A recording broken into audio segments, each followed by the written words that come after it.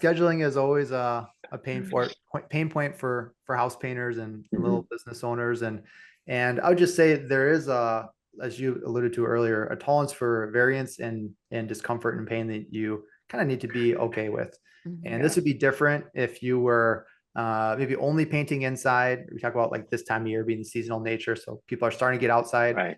and they just expose themselves to the variation called weather. Right. And then you're Mm, dealing with huge. manufacturers and you're exposed to the variation of them executing an order correctly. Right. Hmm. Or then you have your laborers made up of people that are delivering a product. And so you're exposed to the variances of their life chaos. And it's just, Right. there's a lot of variables inherent in scheduling that we Mm, do. And you have yeah. to be willing to ebb and flow with that. Now, that doesn't mean that you don't set things up with an intelligent design on the front Right. end. But I'm saying with that intelligent design, allow for some ebb and flow, allows, as you call Mm, it, tolerance within the system.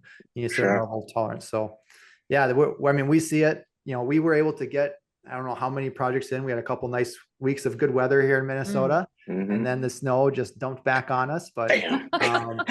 being proactive and not reactive is a big part of Yeah. that. And we have a phenomenal, I would say, world-class leadership team and management team here that runs this company. And they were ahead of the ball there, and they were able to maximize things. And that honestly was part of us doing a recut and putting our Sure. goals 20% up on the year, Yeah. as they've been so on top of things and willing to maximize whatever nature will provide us with. But Hmm. being Sure. proactive, not reactive. And then when you do schedule, have an intelligent design, but put Hmm. some level of tolerance or wiggle room into your scheduling, just so you're not Sure. surprised when something goes wrong, because it is going to Right. go wrong. The actual thing that goes wrong might surprise you, but the fact that something went wrong should not surprise you. Right. Yeah, I think that's great advice in keeping. It's not a matter of necessarily keeping slack in your schedule. It's a matter of keeping flexibility. And I think in a prior conversation, you talked a little bit about the idea of setting people's expectations, setting customers' expectations, Yeah. and leaving those as loose as possible whenever possible. So, We talk we're about, yeah. thinking, yeah, Let's say you talk we're about the think tolerance can go either way, right? So when we exactly. say like Yeah, tolerance or slack in the system, a lot of times people will say, don't overbook or overschedule right. because you may not get all done. Well, the opposite could be true too, right? You may have a great week of weather, your crews may be super productive. Not Right. only are they not sick, but they show up in a great mood and they get more done. You have slack in the rest of the system to then move work up. And so this Sure. is one of those, we've talked a little strategic. If we get to tactical Right. advice you'd lay out for scheduling, it'd be to give some of those wider time frames. And Yeah. I think it's always great if you can say we're going to paint your house in the summer/fall, Yeah. uh, Right. and that's their expectation. Or if you have to, you say summer. Or if you have to, Sure. you say June/July. Or if you have to, Yeah. you say June. Or if you have to, you say mid/late June. Or if you have to, you say mid June. Or if you have to, you say this week. But rarely would we ever get more defined than a week. Right. And then you probably end up flexing that one way or another because we have such a highly variable business. Um, Right. and that's a sales tool that you can have, and it's a skill. And the whole ecosystem from the sales reps, to the coordinators, to the project managers, that's all Yeah. part of having an efficient and effective scheduling system. Sure. Do you ever find in the at the tactical level, do you find situations where you've got, you end up with a half day to fill time in, and do you plan those jobs too in terms of, hey, we that job's Sure. hard to fit in, but we may get an opening. How flexible are you, kind of thing, to the Yeah. client? That's a great question. So in general, during the summer, let's talk about the peak Hmm. season. But in the summer, every painter is very high demand, and there are Sure. some projects that are maybe just less desirable, and those would be typically interior paint jobs Hmm. and small exterior paint jobs, and those Right. might be decks or fences or whatnot, and Hmm. that hopefully, or even with a little bit of education, is not shocking to the client. Uh, Right. you say, hey, I understand this is not a big job. Um, I'd still like to get it done by a professional home service company. How Right. do we accomplish that? And one of the ways you can accomplish that is through flex scheduling. Right? So Right. flex scheduling says we're going to prep your job; it's going to be ready to go. Yeah. But under these terms, under these conditions, we're going to be ready to execute and get yours in. And so for an interior, the classic rain day, flex jobs that you have in the back of your pocket. And so Sure. you'd say like, we're expecting great weather, and we're in Minnesota. So in the Midwest, it's kind of hard to predict weather because the jet stream comes over the Rockies and you don't quite know what it's going to do until it lands here. And so we have a pretty uncertain projection in our weather. Yeah. Then the lakes knock it back on you. The lakes knock it back. And, I can say that I started painting in 2006. And so I have enough years under my belt to just tell you, there's no such thing as a weather forecast. It's called a weather prediction. That's what we have in Minnesota. But yeah, the rain day jobs, that's a classic one that you pull out of your back pocket. Right. The exteriors that you're prepped and ready to go. You say, if we can squeeze you in this week, we're going to do our best. Otherwise, maybe next week, worst case, the week after. Right. So then you basically have a 2-week window where you can squeeze them in on a part day. And if you don't, well, now you have to do that undesirable job on that third week. But that's hopefully the price that you're going to pay for, depending on where you end up in the bell curve, the variables that run into you. Sure. Yeah, the weatherman that's an interesting job, because it'd be nice to have a job where you can be right less than 50% of the time and still get paid, wouldn't it? It'd be fantastic. No, they do it. They work hard and they've got great data, and the whole system of how weather's calculated with balloons and whatnot. Sure. I'm sure it's very impressive. But when you're in the Midwest and the air is coming over the Rockies and you hear, it's just tough. It's tough to run a business. And again, you get enough repetitions, depending on where you are in the country, your weather may be more consistent or more chaotic. It's a hard thing to communicate to humans that you got to be ready for the chaos. And I'd say we're running into that a little bit too, even with this spring. Human nature, we believe that weather is always a linear curve. And so you think, oh, it's starting to get warm, it's always going to be warm. But in reality, it can get cold and warm and cold and warm. And you hopefully play to those, you play to your advantage when you can, and you try and educate and minimize it when it's to your disadvantage. But March is still March. Yes. Yeah. There's kind of like how do you fight the rising tide, right? There's only so much you can do. You can get your bucket out. You can do your bucket out. Yeah. But by and large, there's these large unmovable forces that will dictate things as well. Joy. So, Jason, I want to ask you, what would you say are scheduling traps for your operations and production managers that can get them into scheduling trouble? Yeah. So let's think, there's kind of 2 ways you can go. Well, I'll say there's 2 ways and then maybe an issue. So one way would be you underschedule, right? Why are you underscheduling? It's usually out of fear, right? So you're afraid that something's going to happen. You're not going to get to your work. And that's a classic. And I think the way that you counteract that is on the front end with the sales, have a little more variability. If you're not setting the right expectations, it's a really tough thing to hold. Then you probably should underschedule. You set really hard expectations to deliver on. Right. It's going to be only under the best conditions you hit them.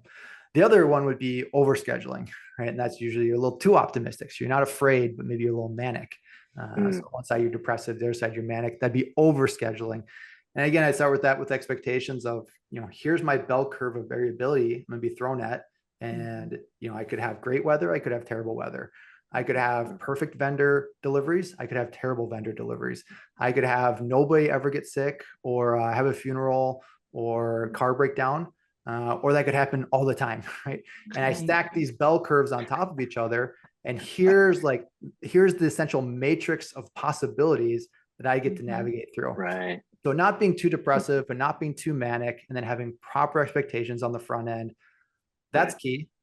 Now, almost separate as a silo that slices through all that vertically, you'd say just putting the proper resources to the proper needs at the proper time. And so some crews may not be great at certain projects, but they may be really good at other certain projects. And having an intimate knowledge, or at least some kind of a transfer system to say, this crew does not like to do work that has very high areas. Because if they show up to a job site that has a lot of high areas, it's going to be trouble for everybody. Right. Or you'd say this crew is really, really good at a high needs client for communication. And so when they show up to a house and this client wants to check in 3 times a day, it's going to be a great fit and everybody's going to win. But having those layers, we call them badges and competencies of how do you match the right labor source to the right client needs. That's a big issue that we see in scheduling. And How do you solve Yeah. that through a single source of truth, whether it's your software system or a notepad? The worst place to remember things is in your brain. But a lot of people do that. I understand you use your intuition. Just know that doesn't scale and it doesn't transfer. Yeah.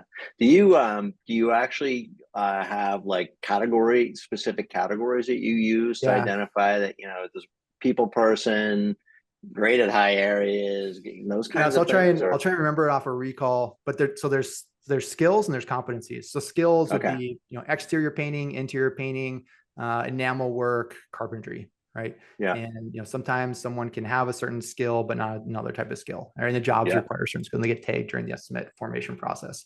And the competencies, it is things like do we call it difficult terrain? Yeah. One is the size of job. So some crews will only do large jobs, right? Because they have a big crew. Some will only do small jobs. You put them on a big job, that's a no-no, right? And some can do everything in between. Another is a communication need of the client, right? So some clients, they want to talk to you a lot. And there's a skill to communications. I'll also tell you, there are some great painters that are not good communicators. And they work great with clients who don't have a high communication need on their project. I believe the fourth one is just detail work. So what is the level of detail of the project, right? So that's not the skill need. So it's not enamel versus exterior, which does have a level of, you'd call it intricacy to it. This is more of, how many colors are on the house? Are there French cuts that come in? Or is it just your simple split level suburban house, 2 colors with a flat, trim cut, front face trim cut that, most people can do.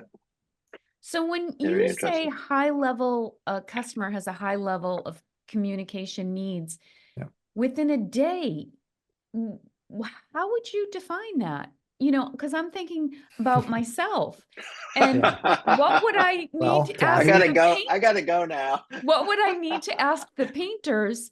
Yeah. That's really, so it's a 1 through 3 badge system, right? And that's something for the estimator to find out on the front end, something for the coordinator to confirm during the scheduling process. And then by then, the die has been cast and you're kind of the crew that's out there is out there. But this all comes into maximizing your resources of scheduling. Let's say you only have 2 crews that, have all the other skills, but then they're also really good communicators.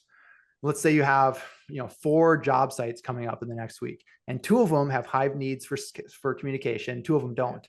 It doesn't take a rocket surgeon to say what you need to do here. You want to put the high needs clients with the high needs solving crews. Right. And if you don't do that, what happens up happening is you start to lose out on your ability to schedule things quickly. Right. So if you have a crew, whether it's a high level of terrain difficulty, whether it's, someone that is going to, so the way that our sales reps will define it is this someone that's going to be out of the house and would like a daily check-in? Or is this, a retired couple that has a lot of questions over there, or the engineer, right? The classic one, right? If it's one of those 2 things, you're going to want someone who's really good at communicating because that client's going to get a ton of value out of that. If it's a rental property, and the owner lives in another state, don't waste that skill badge on that job site. Because you might have an estimate that you're doing and the answer of, you have to, let's say they have a high communication need. If you tell them I can get to your job in 2 weeks versus 6 weeks, that could be the difference between you landing the job or not. So having that, coded in skill system, competency system, we call them badges, that helps you maximizes what ends up being a limiting resource somewhere in your labor pool. So you can give the best answer when you're trying to sell a job.